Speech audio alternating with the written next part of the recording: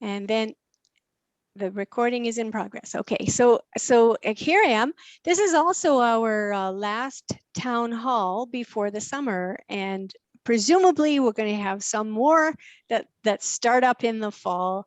It will be the Reverend Dr. Stephen Harper who is going to be organizing these things then.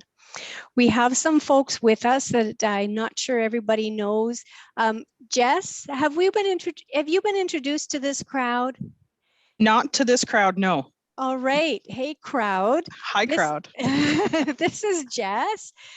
Jess is the new administrative person and all-around helpmate here at the at the office. And we're already getting used to having Jess around and really appreciating your presence here, Jess. So thank you for keeping things all in order and keeping us in order and on the rails. Thank you for that. Oh, thank you. We also have Reverend Andria Irwin pardon me, with us today. I will hand it over to her in a few minutes. I'm sure you're going to tell all about yourself when it's time, Andrea. Usually our executive minister is with us, Trina Duncan. She is in a national meeting today, and so she sends her regrets. I have a little bit of a reading to do for you. I think just as I caught something in my throat. It comes from this book. How many of you took the Matt Miofsky course? Quite a few. This is from his book, and maybe you'll recognize the scene. There's a great scene near the end of the movie Indiana Jones and the Last Crusade that I think is worth remembering whenever God calls us on a journey. In the scene, Jones is racing to help his injured father. He is navigating his way through a cave when he suddenly reaches a deep chasm.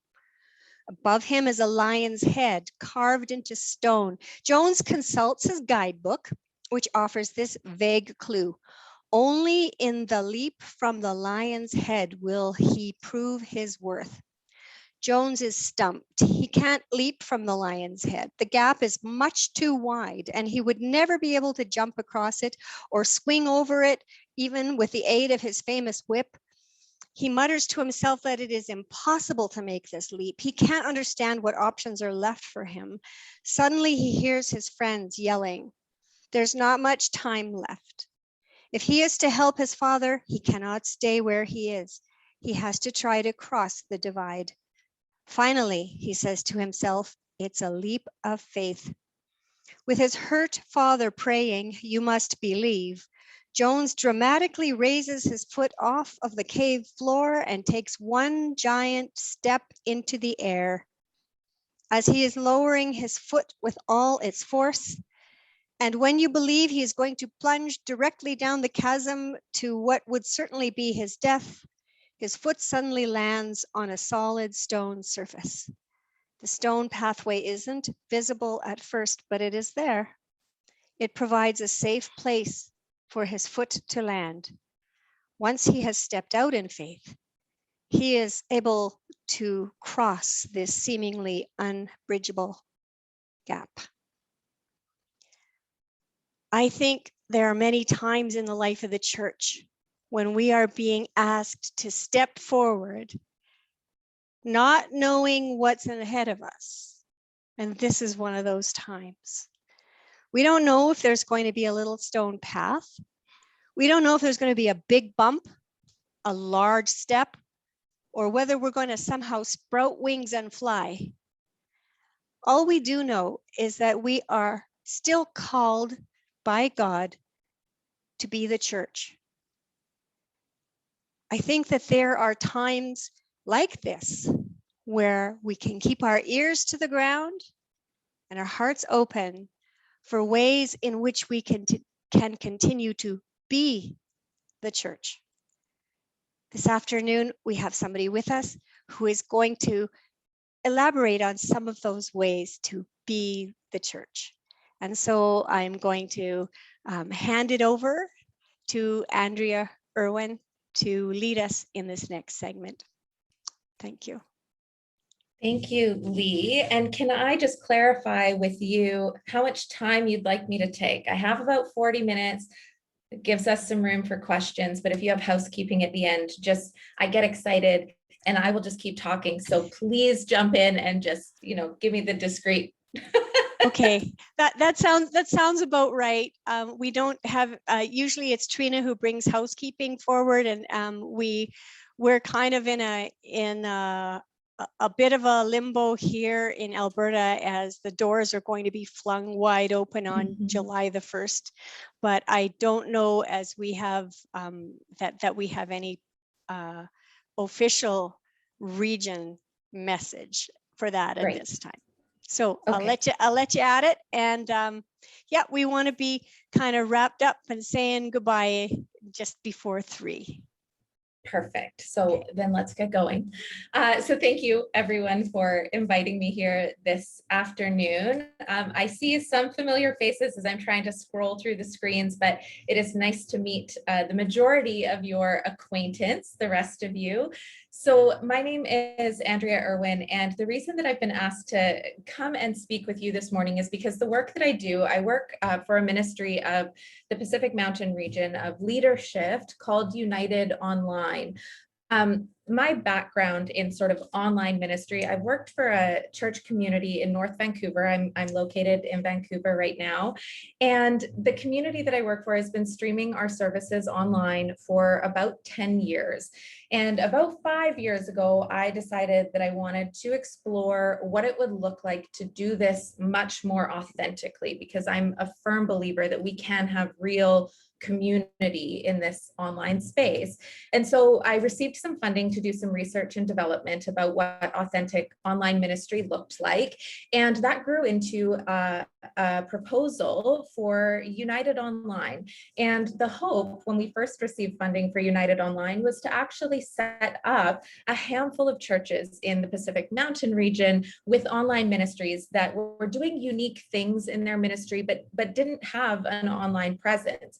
Then COVID happened and everyone was online. And so the project that I work for really pivoted, and I became more of a consultant. And so the role that I play today with the region is quite literally answering all your questions about this thing that we are all doing. So as I talk today, this next 40 minutes or so is really meant to be an introduction, but there is an open invitation for you to follow up with me.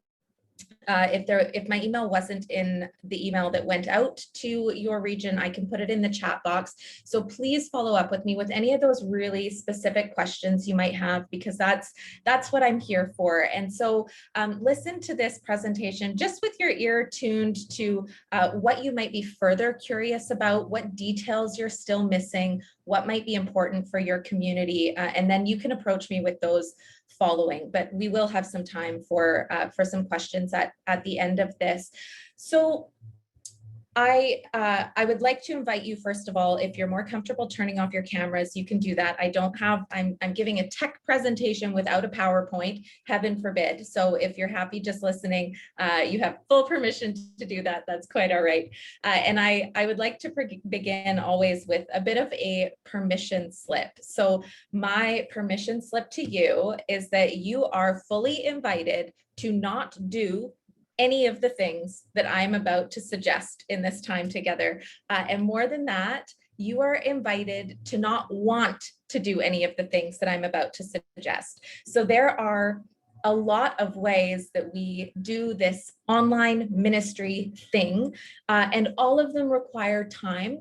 They all require energy, they all require resources, and they require community support. And if you do not have those things right now, I want you to know that this shift to a hybrid model, it doesn't have to happen immediately. I know Lee just said your doors are being flung open on July 1st, and that creates a sense of urgency, but you do not have to do it all. So whatever stress and worry and sleep you're losing over this, there is a way, and it's not all as urgent as it feels. And it also does not have to look like what everyone else is doing. So this is brand new to all of us. But we also don't need to reinvent the wheel. We can learn and borrow from and lean on one another. I know that there's a lot of conversation around people being tired in leadership, and I know that people are stretched thin. So again, if I say something that sounds like it requires more than you have, it sounds like it's twice the amount of work, put it aside and just listen for something else that sounds more life-giving. It's important for me to be fairly forthright in saying that my personal experience in this work is with an urban church that has been blessed with resources. And I know that not all of you are in the same position. So I have some examples and some learnings that I've done with rural communities. LeaderShift is currently in the process of organizing some workshops being offered in mid-July, and the publication will come out for those next week. And these will be really specific, using experts from within the rural church community to offer them. One of these workshops is tentatively titled Internet Free Digital Ministry, because I know that that is a reality for a lot of folks, and it's not an impossibility, it's not an oxymoron. So please don't be discouraged. There is definitely a way forward. But for the sake of this next time together, I would just encourage you to open yourself up to the possibilities that exist. Try and sense a little bit of energy, a little bit of life here, and put aside, just for this time, any pressure to actually do any of these things. So make note of what sparks something for you, what you might want to follow up on, or what seems like it's in alignment with your church community, and leave the rest. This information is out there. I'm out there. You can always circle back to it. This is being recorded. So take note of what sparks for you. One of the really important questions that's come up over the past few weeks as I've been thinking about really concrete ways that the hybrid model can be explored with communities is, what am I going to stop doing? So we talk a lot about what we could start doing and about the things that we don't want to lose, but what are we going to intentionally stop? And this is not a question about stopping something to make room for something else, but what are we going to stop doing simply because it is not sustainable? So that might be you as the lead minister also editing every single one of your iMovie clips. That might be doing double duty preaching and working the chat box on Zoom. That might be separate Bible studies for in-person people and online people. Not every conversation has to be a Zoom meeting. Let's repeat that until we die. So what do you need to stop doing? Because it just doesn't leave you any room to think about the alternatives. We need space to be in ministry. We need space to listen to our people. So ask that question to yourself as often as you look at what you can be doing. And lastly, in my permission slip portion, I am not here, unfortunately, to give you answers. Much of what I've learned over the past year, I too have yet to put into practice, because the worshiping community I work for is also just heading into this path that we cannot quite see as well. So what I know is that there is grace here for all of us. Our communities will be just as forgiving this time around as they were 16 months ago when we went through a change of this size. So these are ideas. They're not answers. They are for some of you, not for all of you. And they are a starting place, not a completed pattern for you to follow. And I cannot stress this enough. They are not mandatory. So we're going to look together at 4 different hybrid areas. And those 4 areas are the area of worship, the area of community development, the area of outreach, and the area of faith formation.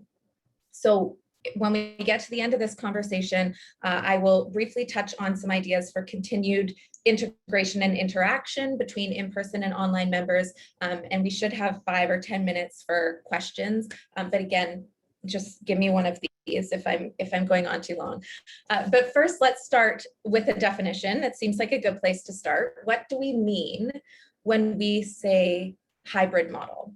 So you'll hear me throughout this presentation pepper a different phrase in. One of the words I've started to use in place of hybrid model is integrated. What does it mean to do an integrated model? And this just sounds more pastoral to me. It kind of feels like there's space within that. The hybrid just sounds so technical, and I'm much more fluent with the language of integration. So if you hear me say that word, I'm just using it in place of the word hybrid. If we were to draw a Venn diagram, we would have in-person community in one circle, we would have virtual community in another, and in that in-between space where the circles overlap, we would have something that says both/and. So a hybrid or integrated model does not necessarily mean that you offer everything that you do in a way that can be both in person and online. So it can mean that, absolutely, but it can also mean that you selectively offer some things in that hybrid space and carry on keeping the ministries separate in other areas. That is all for your community to decide. Where are the areas where this makes sense? So these 4 areas I'm going to talk about: worship, community development, outreach, and faith formation. These are those areas that your community can begin to discern the extent to which you want to exist in that hybrid space. And if you've managed to spend a few minutes thinking about those questions that were sent out in the invitation the other day, that's what are you too tired to keep doing? And is your church mission still the same based on what you've witnessed this past year? This is where the answers to those questions will really be a helpful lens for you to listen to this presentation through. But we'll start with everyone's favorite. We're going to start with worship. And I say that it's everyone's favorite only because it was the first place really that we started doing this. But it is important to remember that Sunday morning is only one of the ways that equips us to be the church in the world. So if worship has not been or cannot be your strong suit in this time, that is completely okay. We have 3 other areas that I guarantee you will find yourself in some capacity. Rest assured, I'm not going to talk about tech specifics in this presentation, because I know everyone has a very different technological setup.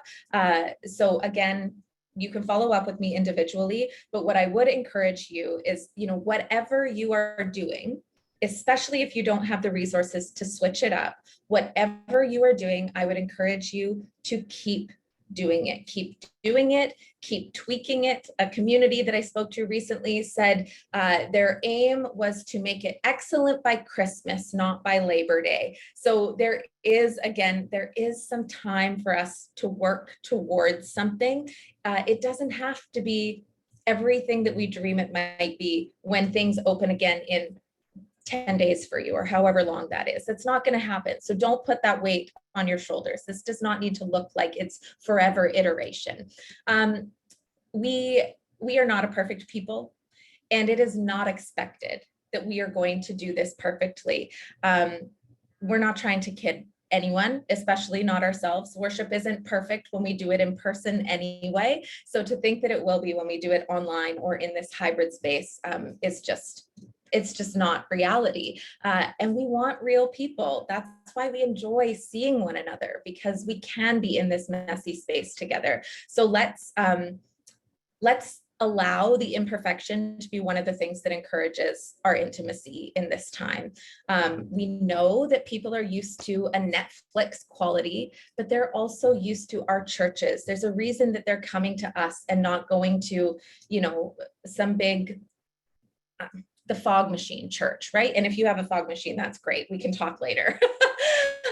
So let's offer what we can offer to the best ability that we can, but not strive any further at this moment. Let's just get ourselves to a place where we're starting to get fluent in this new model. So with that being said, when it comes to worship, there are 4 different groups of people that I think we need to be mindful of when we are coming back together. These 4 groups of people exist in all the areas that I mentioned, but worship is really where we meet them head on. The first group of those people are those who are coming back to worship in person that have not been able to experience the worship we have been doing digitally. So however we've been doing that, these are the people who have been completely outside of that. They haven't been able to join us on Zoom. They don't know what YouTube is. They don't have an email account. These are the people who, for whatever reason, have been completely disconnected from the worshiping life of our communities over the past year.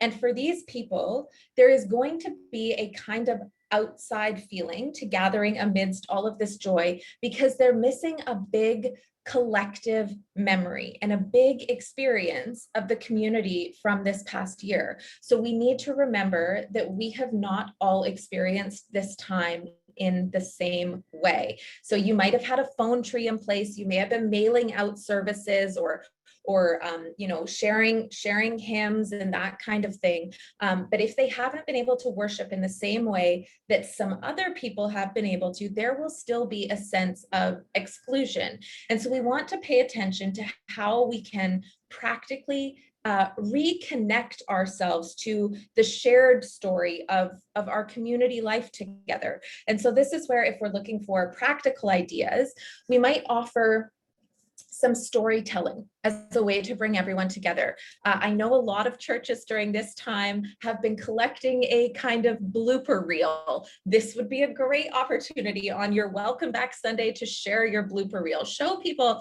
that this has been really hard work for the leadership, and also let some people in on the joke. Again, this helps with our, not trying to be perfect.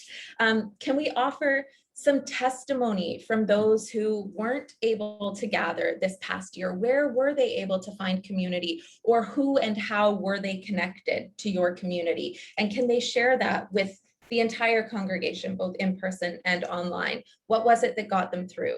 And then can we introduce some people who have joined us in this time online to them by sharing the same story, by sharing the same testimonies? What was it that got them through? How were they connected? Where did they find community in this time?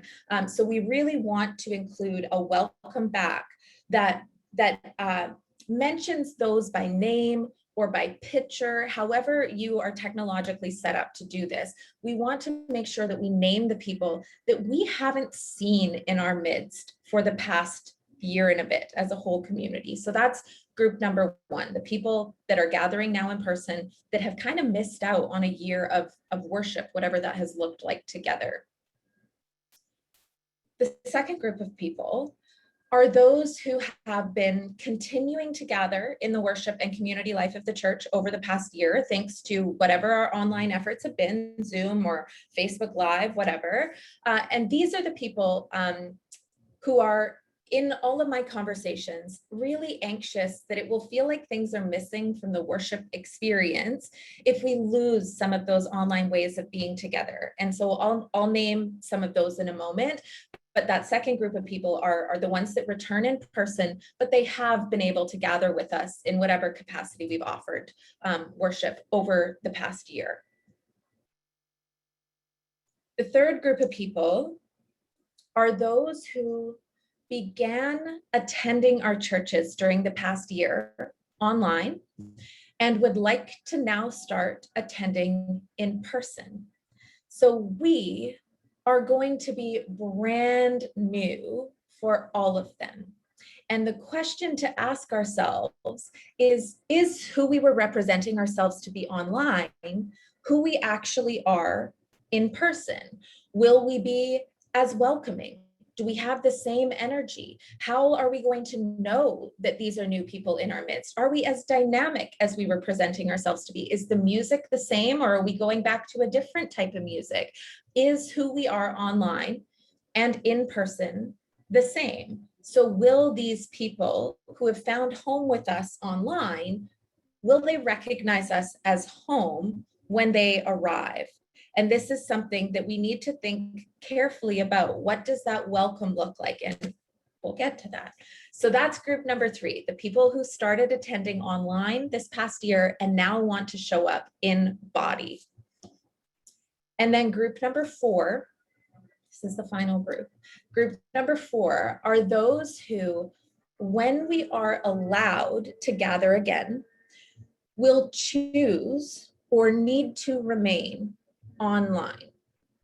And I want to spend a moment here just to say that there are so many reasons that this might be the case for someone, but it is not because you as a community have failed to draw them back in person. Online is not a gateway to in-person as far as I know, understand, or experience it. There are so many reasons that people will choose to remain online. The only way that should be even the slightest disappointment for your community is if you choose to not continue to show up for those people. If all of a sudden there is no you online for those people to join in on, for those people to call home.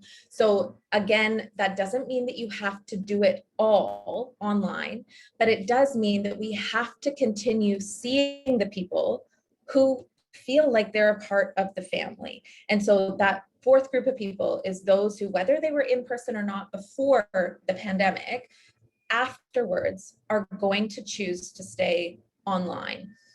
So those are the 4 groups of individuals that I would really encourage you to spend some time thinking about as you plan your integrated worship services moving forward. Some of those groups of people will be a lot easier to please and incorporate than others.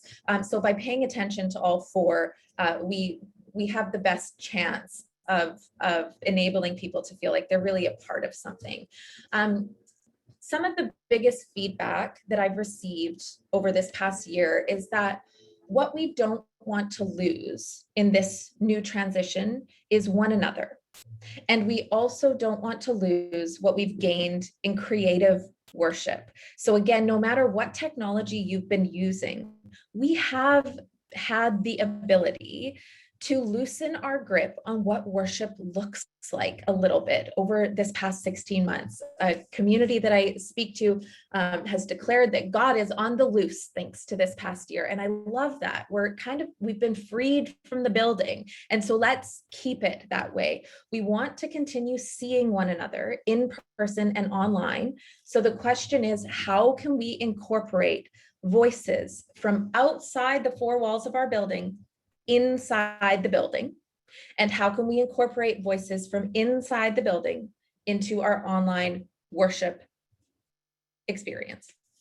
One of the quotations that I use so frequently from really early on in doing worship this way was someone who was talking about Zoom, and they said, I am used to being able to tell sitting in the pews if someone got a haircut.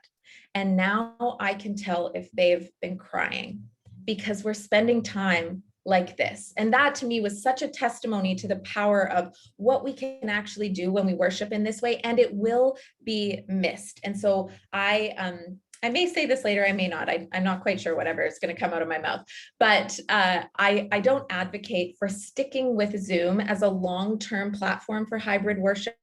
But one of the things that Zoom has enabled us to do is to experience intimacy in this way during a worship service when we haven't been able to. And so one of the things that I would encourage you to do in your communities, I know some of you are bound by the physical structure of your buildings, but if you have the ability to reconfigure your space to better allow for a worship experience that looks like this, can you worship in the round one Sunday just to get people back into this space of, ooh, this is going to be different. One of the things that people are going to experience as we come back together is just how uncomfortable it is when other people's bodies challenge the environment. And so you think about someone sneezing in the middle of a sermon. We don't hear that very often right now on Zoom, because unless it's ourselves, because we're controlling our own environment. And so all of a sudden, when you have a child crying beside you, or someone has to clear their throat, we're going to have to learn how to be human together again in worship. And so any way that we can make note of the fact that this is going to be a little weird for a while is really important. So again, we can't take ourselves too seriously.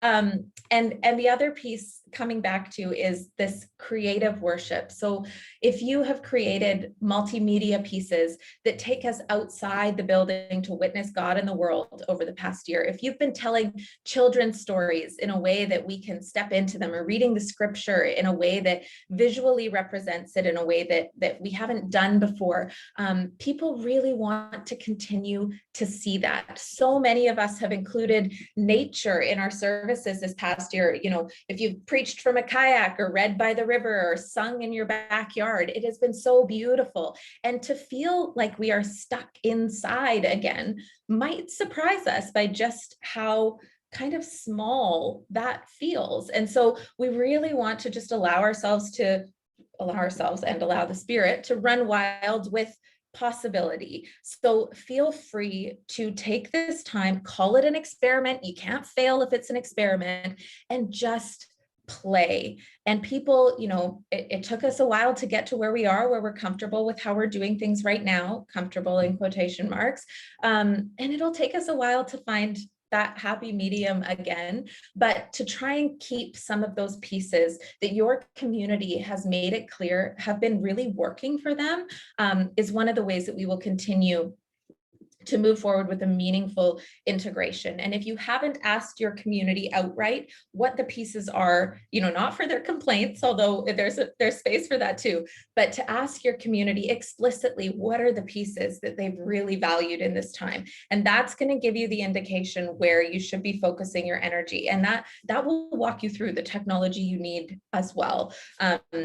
So that's what I would encourage you to consider when it comes to worship, those 4 groups of people, and really what are the pieces we don't want to lose from our experience over the past however many months it's been. Sometimes it feels like 1 month, and sometimes it feels like a millennia.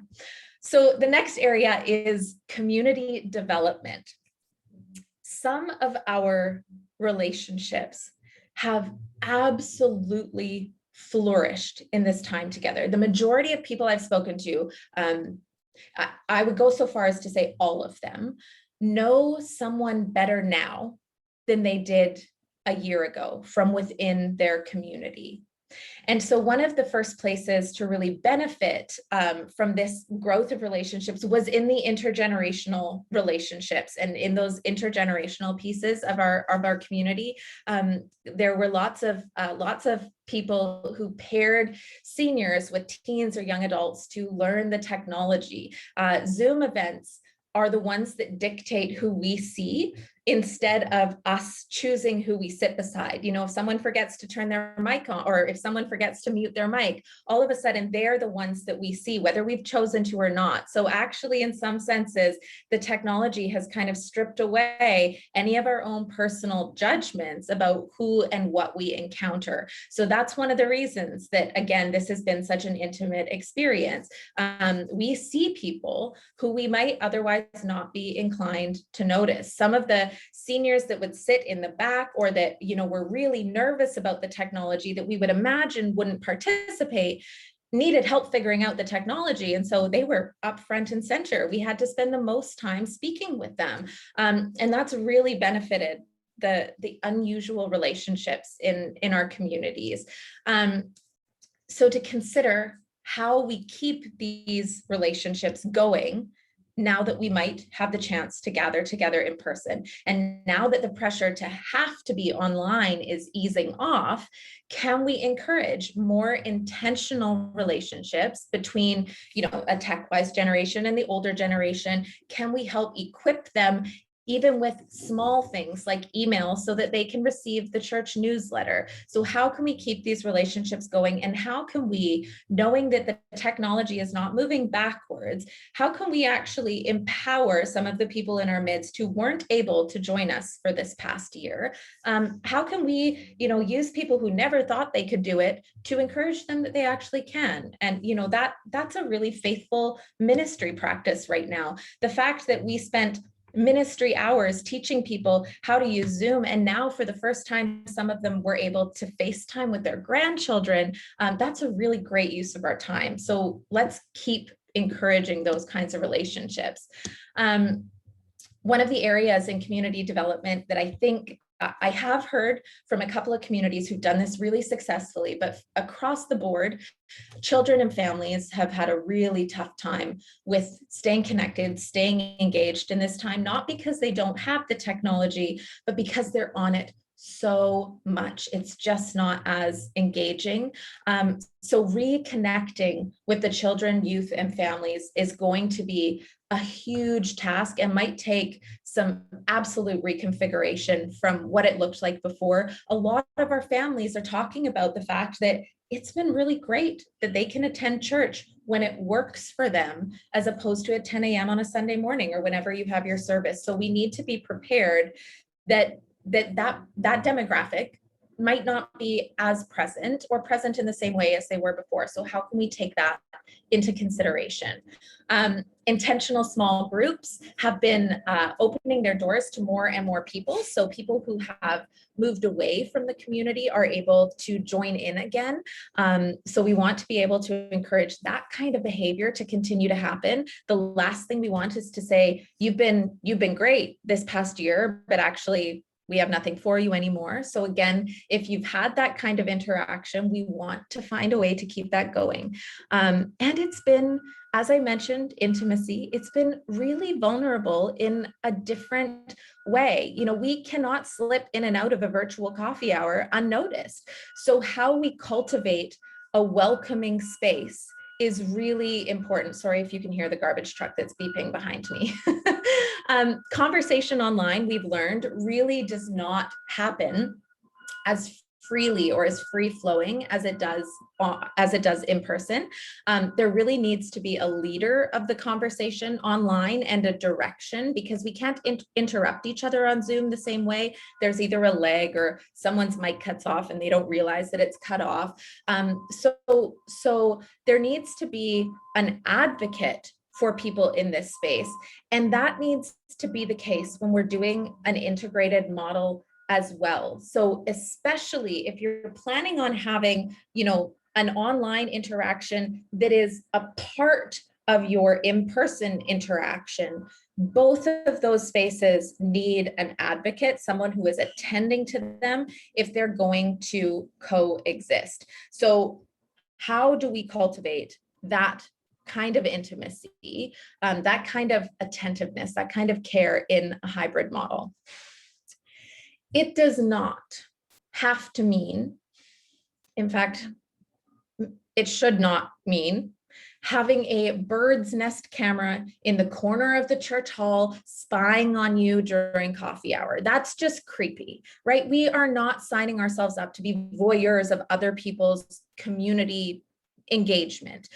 It could mean, however, having one Sunday a month where there is no in-person coffee hour, and instead everyone is invited to go home and have a virtual coffee hour. And that way, everyone is being told they're to have the same experience. Or it could mean having a separate coffee hour for online people, as it does for the community that is in person. And if you have a group of coffee hosts, let's say, make it mandatory that as part of their rotating volunteer schedule, one of those shifts is in that online space. That's part of what hospitality is now in this new way of existing. And that goes for your welcome hosts at the front door of the church too.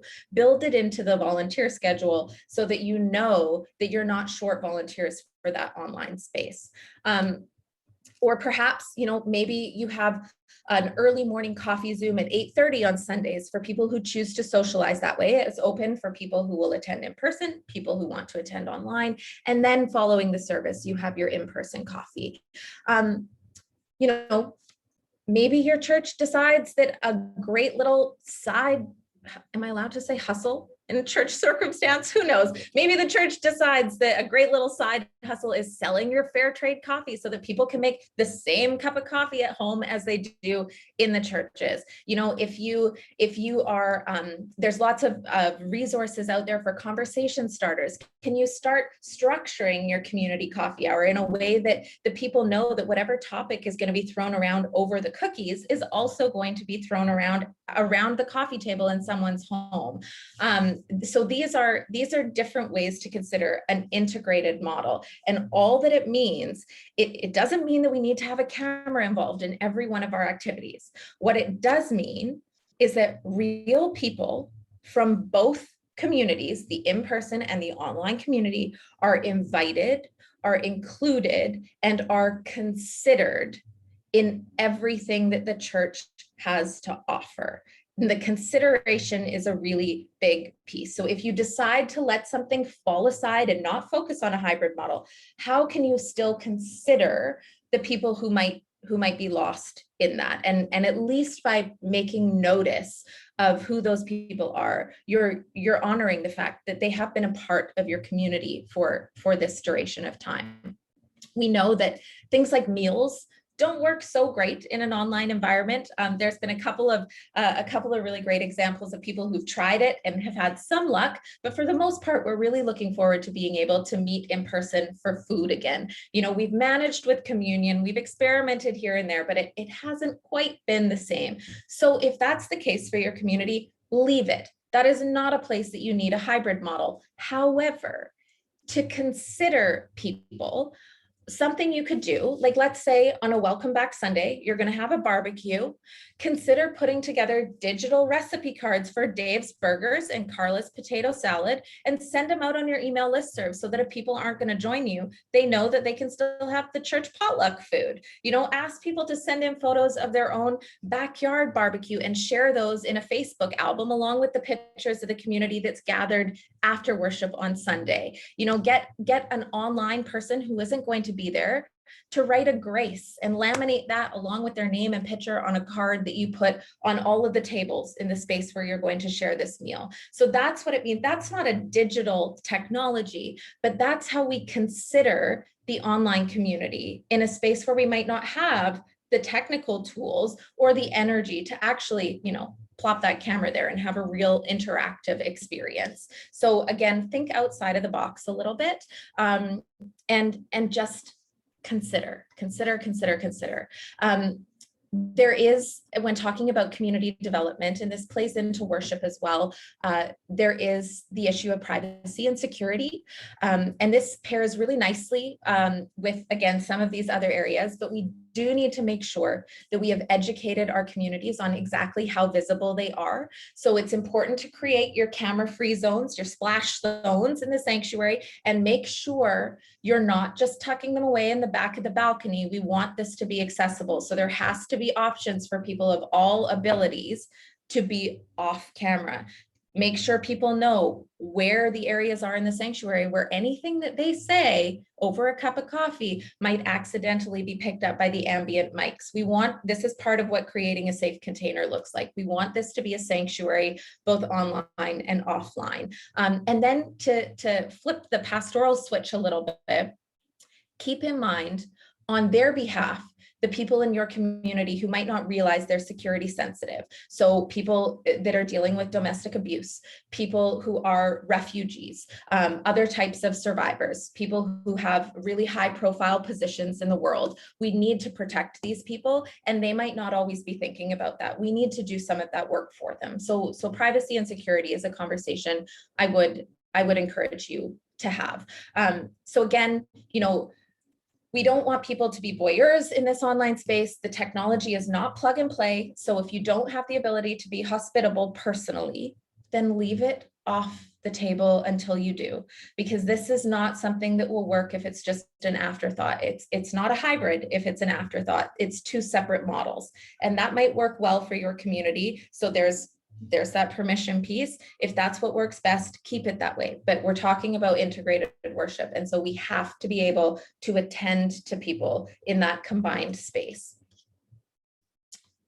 We're getting there. We're halfway through with like 15 minutes left. All right, let's see how fast I can talk. So we're going to talk about outreach. Depending on the kind of outreach your community has traditionally been active in, your experience of how well outreach has happened in this time is going to vary greatly. But overwhelmingly, people have been really surprised by how outreach is happening. One of the really great ways is stewardship. A lot of our communities have started explicitly asking for money in ways that we never have before. And we've set up, because we've had to, online giving, Canada Helps or Tidely or whatever the other options are that your communities looked at. There's been this explicit invitation to people. And so that's something a lot of us have gotten a little more comfortable with over the past year. And I encourage you to really consider this online space as we move into October, or whenever you're planning on doing your next stewardship month or campaign. We've received money from all over the world in our community. I was speaking to a minister, Reverend Nick Phillips in Cape Breton, and he has this beautiful story of a fundraising campaign that they ran during COVID to replace the front doors on his building. And almost single-handedly, a donation was made to fund these new doors from a person in my city, in Vancouver, who will never walk through the doors of their building. Like, how magnificent is that? What a testimony to what this online space is able to do. He's buying doors that he will never walk through. Incredible. And I think that that's an important thing to note, is that when people cannot serve with their hands, they do still want to contribute. And often, especially with an older generation of people, often that is with dollars. Will we get money from our online only congregants? Probably. I would suggest that that's going to be the last thing to arrive and not the first thing on our minds. But the statistics say yes, when people are considered, they appreciate it, and they say thank you in the form of gifts. One of the other pieces of outreach that's been really remarkable to witness in this time is communities supporting other communities. So the number of collaborations that have started to take place has been so valuable. Instead of amalgamating struggling churches across the country, or churches who have ministers on sabbatical or who are in interim, they've been able to keep their own identity and also share in partnership with other churches. So if you're a church it's like, whoa, what does that mean? And what does that look like? I would encourage you to Google Rural Connect. The minister's name is Reverend Randy Boyd. They're from Ontario, but it's a national project. And what they do is connect communities of faith who want to share and worship with one another and in programming with one another. So lots of options for that. There is no such thing as scarcity online. Everything is accessible to everyone, almost always for free. So this is really an experimentation in what an abundance mindset looks like. And I think we've learned that we all have something different to offer during this time. So to think carefully about what it is that your something different is, what is your different focus, and do that well. And then if there's a gap, look for another community who you can partner with in that, instead of taking it on yourself. So let's explore what this digital space actually might have to teach us about the national identity of our denomination, because geography really doesn't matter the same as it did 15 months ago. And if that's the case, which is my argument, but it doesn't have to be yours, you don't need to buy it. If geography doesn't matter as much, then that changes our idea of mission dramatically, because who are our neighbors if not for geography? And so again, where does the need of the world meet the need that your church is independently equipped to meet? I remember a story of a friend who used online technology to deliver filtered water to a community that had none early in the pandemic. And that was the extent of their digital ministry. And as far as I'm concerned, that was one of the most faithful approaches to digital ministry at the start of this thing. And it had nothing to do with worship or faith formation or anything like that. let's just use that as a segue. Faith formation. When this started and we were all forced to worship in an online space, I remember someone coming into our sanctuary, a local theologian coming into our sanctuary after worship and saying that this was reminding her of the story of the destruction of the Second Temple. There was deep grief and there was deep mourning, and then people learned to worship at home.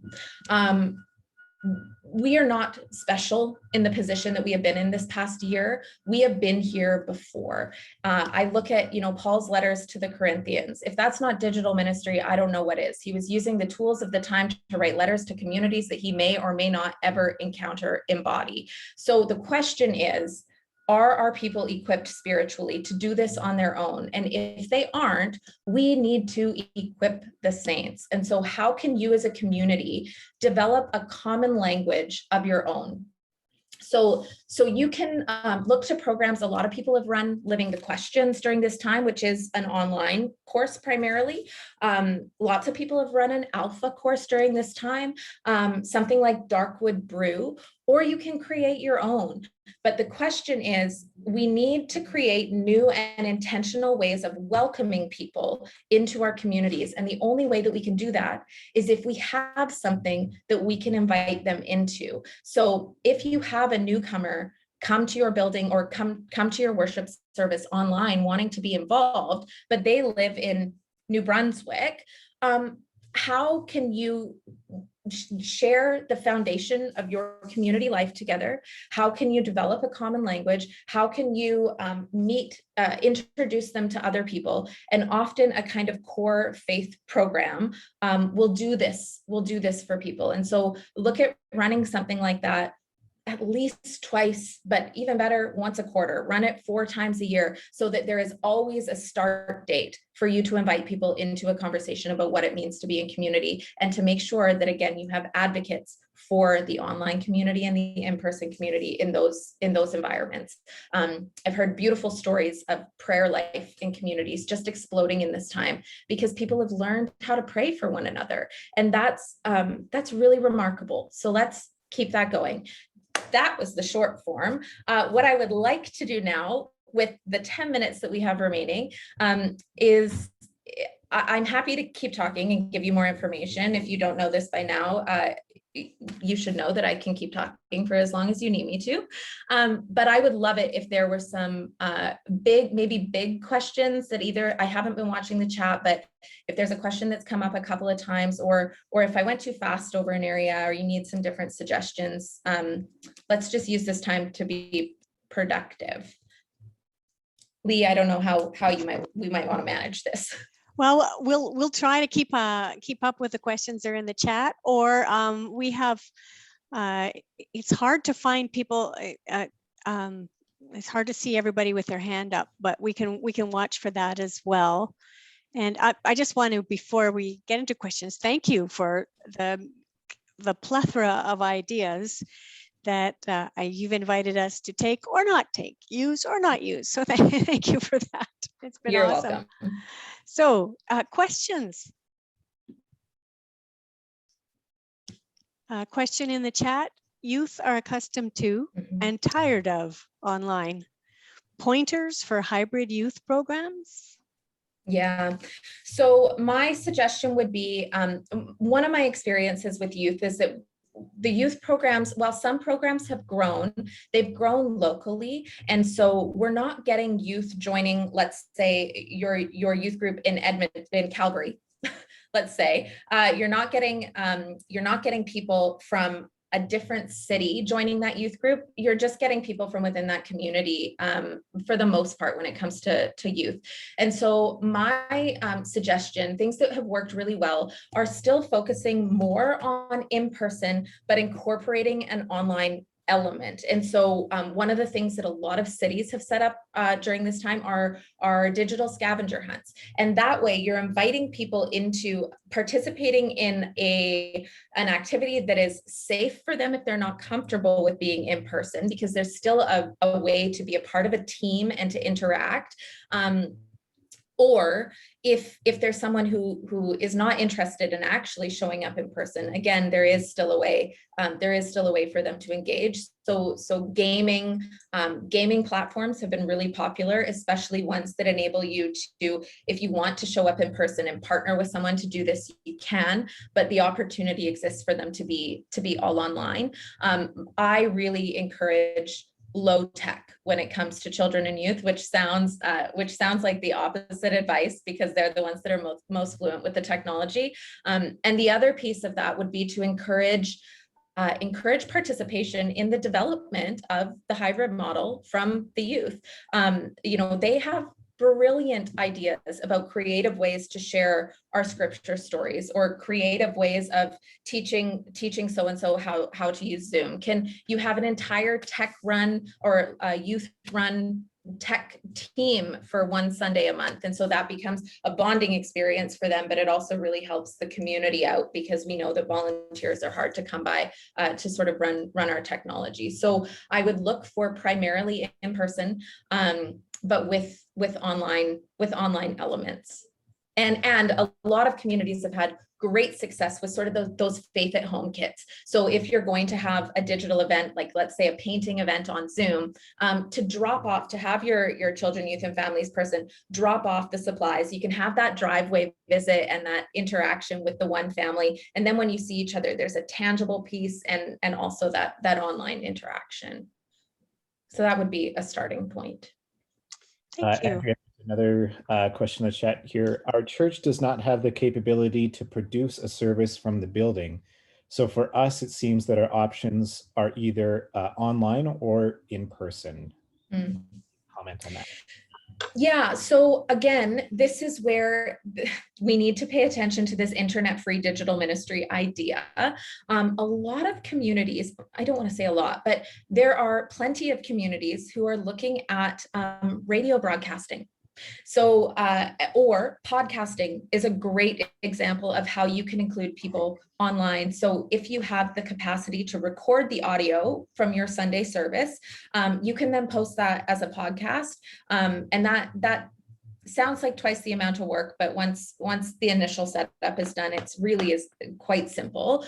And that would be one way that you could, without broadcasting your service, have it accessible to people. Another option that people are looking into is iPad sharing. So if you know that you've lost some congregants to, I shouldn't say lost them to online ministry, but if you know that there are some congregants that are not returning in person, but still would love to be involved, can you set up an iPad sharing circle? Your community has a dozen iPads or 5 iPads, and you preload and download the service that you've simply video recorded onto that iPad, and you can have people drop them off. And again, you have your driveway visit, and they tune into the service. They can have a conversation about it, and then return the iPads for the next person or the next week. So don't think that streaming your service is the only way to do online ministry. And again, there are 4 areas we're looking at here, not just worship. And so if there are other ways that you can stay involved with the online portion of your community that are not worship, as long as you do those,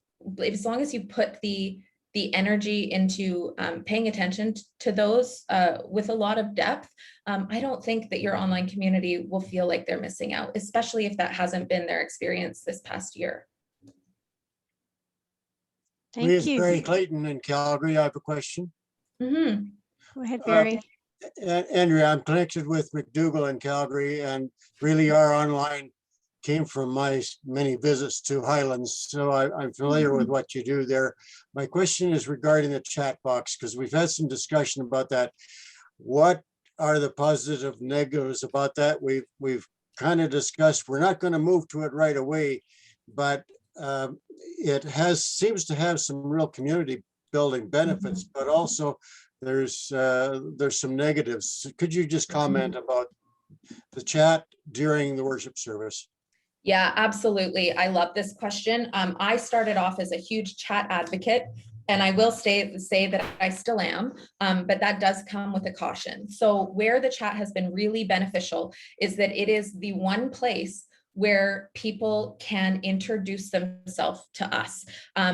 online, one of the challenges that we face is people can remain anonymous as long as they want to remain anonymous. And there is nothing we can do about that. Private information is private information. So the only way they can engage is if we give them spaces to do that. And the chat box is one of those spaces. It gives us an ability to practice hospitality in the same way that we would by having a greeter at the door on a Sunday morning, in that space. Again, you should not use a chat box if you do not have someone there to attend to it. That is not, people do not feel seen if they're just speaking into the vast landscape of the internet. There needs to be someone there that can see their name for the first time, say, hi, nice to meet you. And if they see them again, will recognize them. So that comes down to some volunteerism and having some of the resources to actually put people in that space. Where I've seen it work really well is prayer. Again, I don't know, our communities all do prayers of the people differently, but we used to at Highlands have a prayer list at the back of the church. Names would get written on it and the minister will read them out during the prayers of the people. We started collecting those online with the intention of reading them out loud in the service. We would send text messages. That got much too hectic. So again, trial and error. But what we realized was that when people were putting in the chat box, I really need prayer for X, the rest of the community was praying for them. And we've never had an opportunity to do that before in our worship environment. So that's an area that I've seen it work really well as well. The thing about the chat is that if you do have someone to attend to it, there's really no harm, because people can choose not to see it. I know that it is extremely distracting to have this chat box going throughout a worship service. If you click on full screen, you can choose not to see it. The other piece is there is some modeling of behavior that is important. Just like we train our volunteers for other positions, we would train our volunteers for this. And I remember, early on, whenever a sound would have a glitch or the internet would freeze, the chat box would go wild and they'd be saying, oh, something's wrong, we know something's wrong. We absolutely are aware that something is happening. This is not a unique experience to you. And so we had to train the people, in that space that this is what's being taken care of. This is what we're paying attention to. And this is what a really productive use of this space is. We talked to, we made a list of the dozen people in that space who were the most active. We consider them our online extroverts. And we sent an email that was, the compliment sandwich. You're doing great. Please don't talk during the sermon. Keep it up. And so we actually, we explicitly made some community guidelines, and that, whether you have 15 people online or 150 people online, if your core people are modeling appropriate behavior, the community will eventually understand. And never be afraid to say at the start of a worship service, this is how we think that space is best used. So just explicitly educate people. Well, Andrea, thank you again. We've come to the top of the hour and a little bit beyond. So I just want to thank you so much for all that you're offering, and that you will be continuing to offer the church in your career. Thanks for your time, everyone. This is a real gift for me to be able to have these conversations. I hope that some of my enthusiasm might inspire you to be enthusiastic in your own explorations, and please send me an email. It's an open invitation. Okay, thank you. And just wanted to, speaking of chat, Andrea's email is in the chat box. Also a little note from Chris about the Faith at Home kits. If you want more information, then you can contact him. This is our last one before the summer, my last one with you completely. And because this is for realsies, I am actually leaving and retiring in a week. So, so I would just like to offer you a blessing. May you be blessed with courage and laughter. May you be blessed with daring and faith. May you be blessed with good surprises along the way. Holy One, bless these people. Bless Andrea in her ministry. Bless all of us as we walk into our futures, and bless us as we continue to bless our church. In the strong spirit of Christ, we pray. Amen. Peace of Christ be with you, friends. Oh, and just before we sign off, I just wanted to say on behalf of the regional staff and the region as a whole, thank you, Lee, for your ministry. I think it's really starting to sink in for us as a regional team that you're only got a week left in your ministry of the region, and you're going to be sorely missed. But thank you for sticking with it as we built this boat while it was still on the water. Thank you for your compassionate pastoral care to your fellow ministry personnel. Thank you for your leadership in all of these meetings, town halls, the ministry coffee hours, the working group meetings. I think that we're in the triple digits now as the region is almost 3 years old. And above all, thank you for your good humor when it's gotten ugly and bumpy along the road. You've been such a relief to all of us as a region. And while we know that ministry never really ends, we hope that you'll accept our heartfelt blessings and congratulations on your retirement. Thank you. Thank you for your ministry. Thank you, Chris. Bye, folks. It's been a pleasure. It really has. Thanks, everybody. And I'll leave the meeting open for a minute if people want to add their thanks into the chat. Thank you.